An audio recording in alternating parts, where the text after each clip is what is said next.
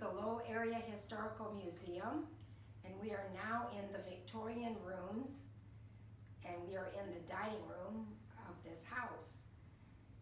We call it the Graham House because Robert Graham built the house in 1873, and he was a mason, as we know, so he built this house out of brick. This house has two sides, and they are mirror images of each other. That means the floor plan is the same on the east side as it is on the west side. So there were two front doors, two back doors, and all the rooms are the same.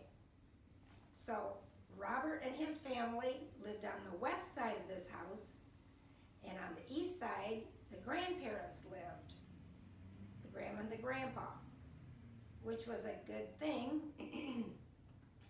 because 3 weeks after they moved in, Robert Graham's wife, who was young, 29, passed away from pneumonia. Back in those days, they didn't have the medicines that we have today. And so the three children had no mother. So it was a good thing that Grandma and the Grandpa lived on this side of the house to help take care of the children until Mr. Graham remarried a year later. So now we are in the dining room, as I said, and I want you to look around. You'll see that way up at the top are openings that we call transoms. These openings allow light and air to pass through, because when this house was first built, there were no air ducts for furnaces like we have today. There were wood stoves and coal furnaces, but no air ducts. So the transoms helped. Also, up near the ceiling, about 2 feet down, is a picture rail, a board that goes all the way around the room. And this is what the pictures were hung from. You could move these pictures on that picture rail wherever you needed to without putting any nails or holes in the wall.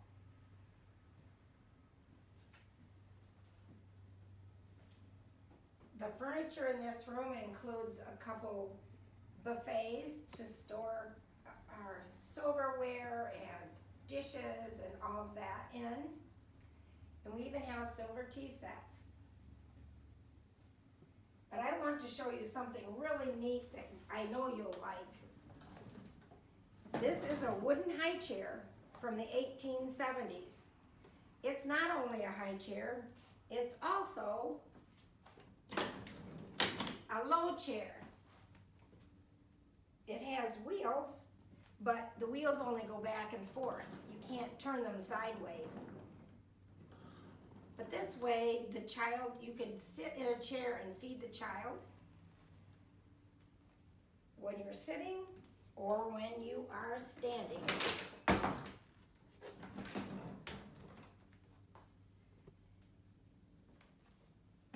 This house was a library for the city of Lowell. The west side was a library, and the east side was the YMCA before it became the Lowell Area Historical Museum. So now we'll head for the parlor. Now we are in the parlor of the Victorian home of the Grahams. And I want you to take a look around you at the wallpaper especially. They like to decorate by bringing nature inside the house. So you can see on the ceiling, you can see dragonflies and suns and even spider webs. And you can see flowers on the wall and cattails and irises, and even the wallpaper, the main wallpaper, looks like water flowing, maybe like a river or a creek.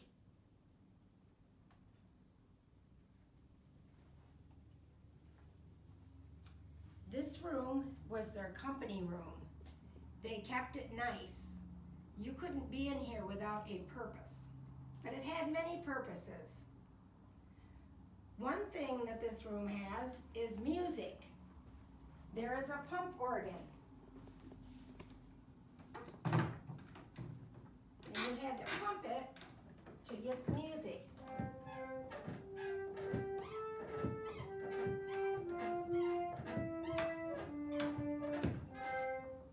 If you didn't pump, it wouldn't play. So music by a pump organ, and also this is a record player from 1896, and it's made out of metal. There are no words, it just tinkles when you play it. But the handle is broken, so the mechanism isn't working right now, so I can't play it for you, but it's more like a music box.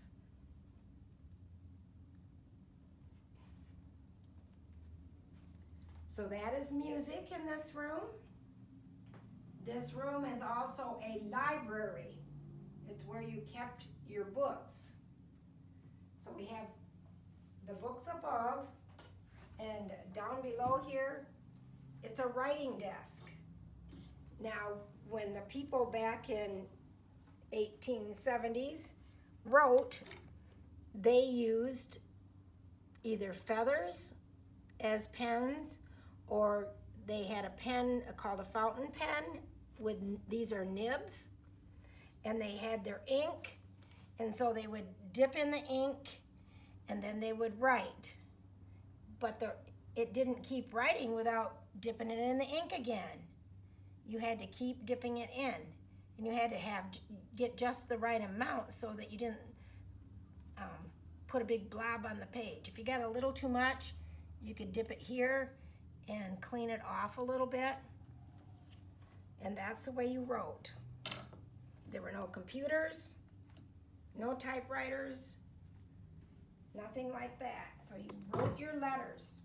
If you wanted to have a party, you wrote little notes and you sent them through the mail.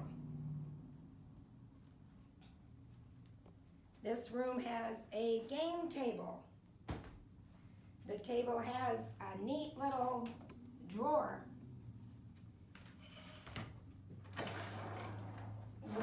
This has marbles in it. It has a Winnie Diddle, little toys for children to play with.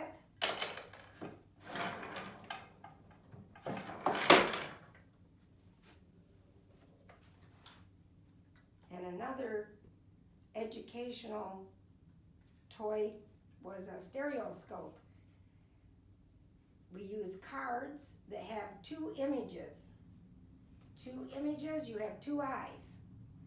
And when you look through here with your two eyes, it forms into one picture in 3D.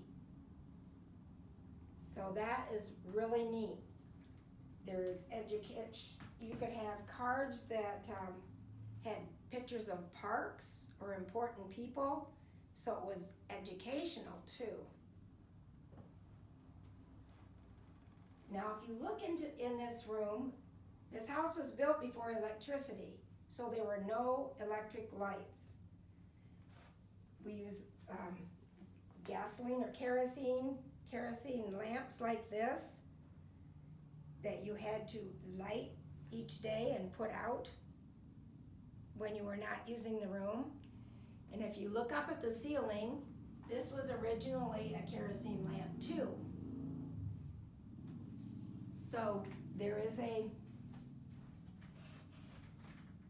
thing here where you would have a pole that you would pull this lamp down, light it, and push it back up.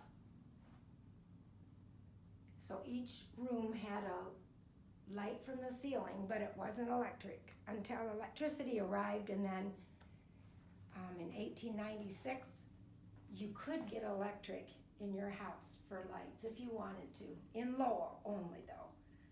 In the country, electricity didn't arrive until the 1930s in some places. So if you lived in Lowell, you were lucky. Well, thank you for touring the museum with me.